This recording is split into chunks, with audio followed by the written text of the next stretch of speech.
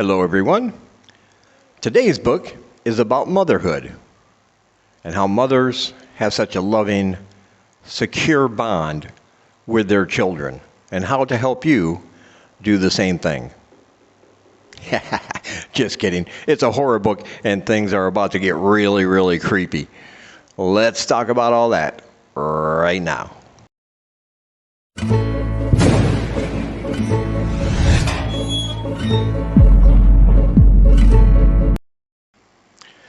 All right, so our book today is called Just Like Mother by Heltzel. And this is the second book I've read by Anne. The first book I've actually reviewed on this channel that I read from her called Circle 9. So you want to check that out too. But this book here is definitely one of the creepiest books I've read so far this year. It's firmly a psychological horror story. And it's filled with images and events that are just very, very horrifying, I think. Basically, it concerns our lead narrator, Maeve, and her cousin, Andrea, grew up for the early part of their lives in this cult. This cult was called the Mother Collective. It was run by a group of women who all just went by the name Mother. They never used their real name. They were all called Mother to these girls that they were raising. And this cult has some very peculiar beliefs, mainly that motherhood was the ultimate goal for any woman, that being able to have children was the ultimate status in society, making them superior to everyone else, and that any woman who decided not to have kids or didn't have kids was going against nature. It was almost like a sin to even have those thoughts. So there's a group of women, and they have all these little girls running around this compound. And we find out that men are only used when the girls get old enough to become impregnated. So men are just there for their seed, and then they are taken care of. And you'll find out how when you read this book.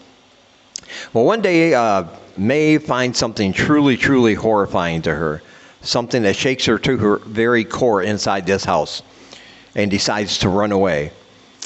Even though her and Andrea are best friends, they have a pact in place never, never to leave or abandon each other no matter how bad it gets. She can't help it once she discovers something in this house that she wasn't supposed to see. And she escapes. Of course, she has no real knowledge of the outside world or anything that's happening because they grew up in this very confined cult with these very specific beliefs.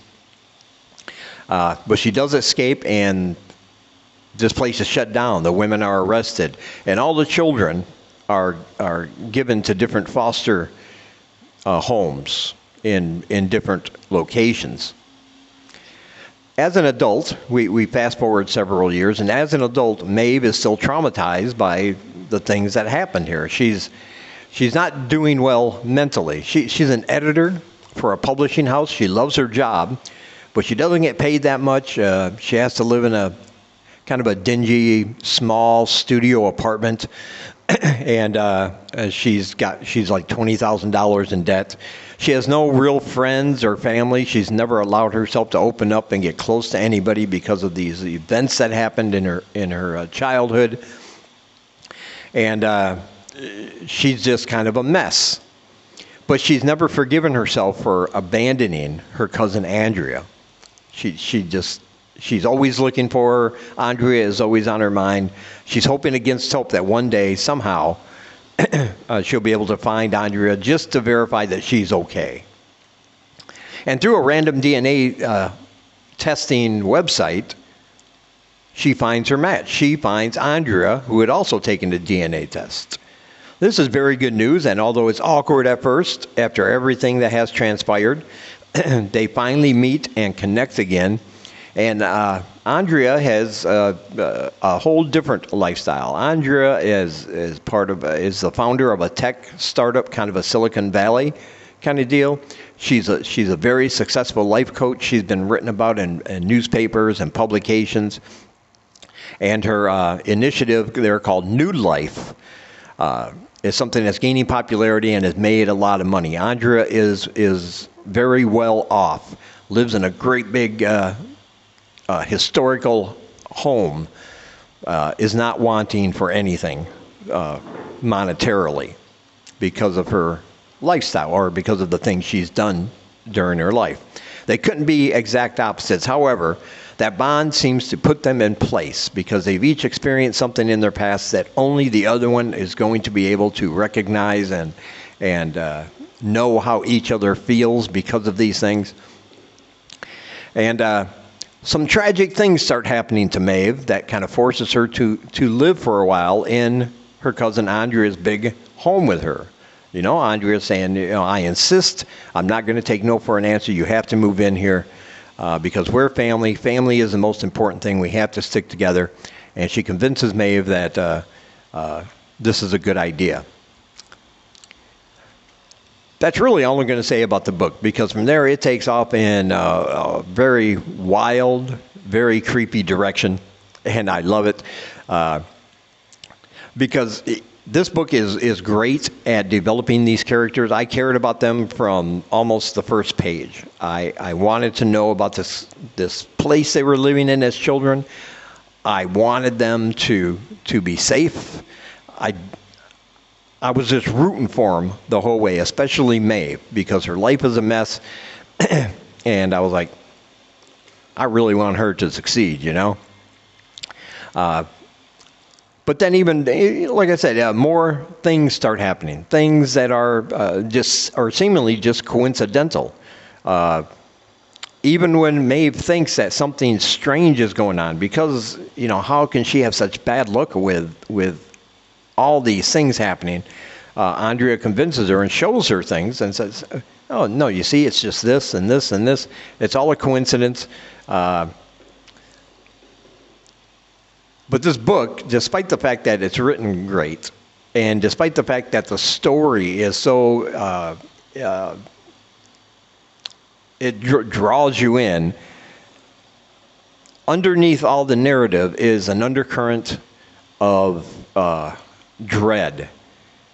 And things start getting really creepy, really fast, especially in the second half of the book, that lets you know that everything you thought you believed up to that point, with these characters that you care about, all those things that happened maybe happened for a reason, and it's not going to be a good reason, I can tell you that.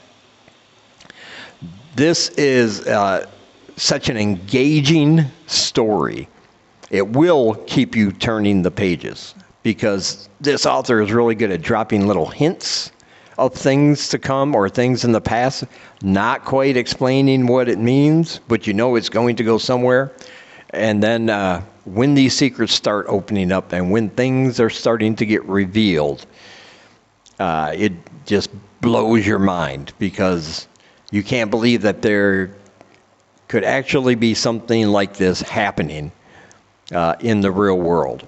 This book isn't very bloody or gory. Like I said, it's a psychological horror story, but it will truly haunt you at the end. I know it did me.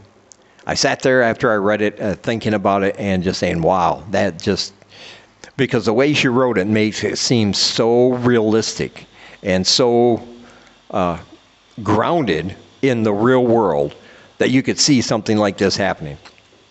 Another thing this book features is one of my favorite horror things, because they freak me out, and that's part of this initiative Andrea has, this New Life, and this life coaching is for expectant mothers, helping them overcome any concerns or anything about having their child or any fears. And they include a new technology she's developed, which are extremely real and lifelike dolls that these women can hold and treat like real babies.